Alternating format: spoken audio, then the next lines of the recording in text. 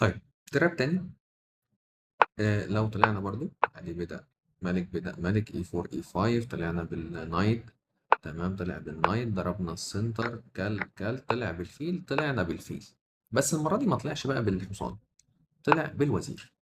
طيب دلوقتي ايه المفروض؟ لو انت مش عايز تلعب على تراب يعني، بتطلع بالسي 3 تحمي الحصان بالعسكري، بيبقى دنيتك ماشيه. وفي لاينات بقى على الموضوع ده، او لاين كده مشهور برضو ان احنا نمشي بيه. طيب في تراب لطيف، ان انت لو اللي قدامك طماع، انت هتلعب الحصان.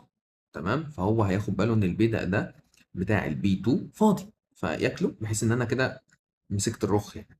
فكلب دي كده بلندر، لان انت هتطلع كده. انت اولا طالب كذا حاجه دلوقتي.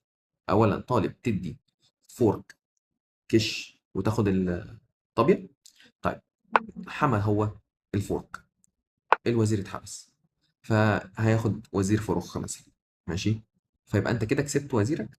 بقيت الماتش هيبقى سهل بالنسبه لك، في فرق معاك وزير قصاد رخ، والملك بتاعه مش مبيت، والدنيا هتبقى لذيذه جدا معاك.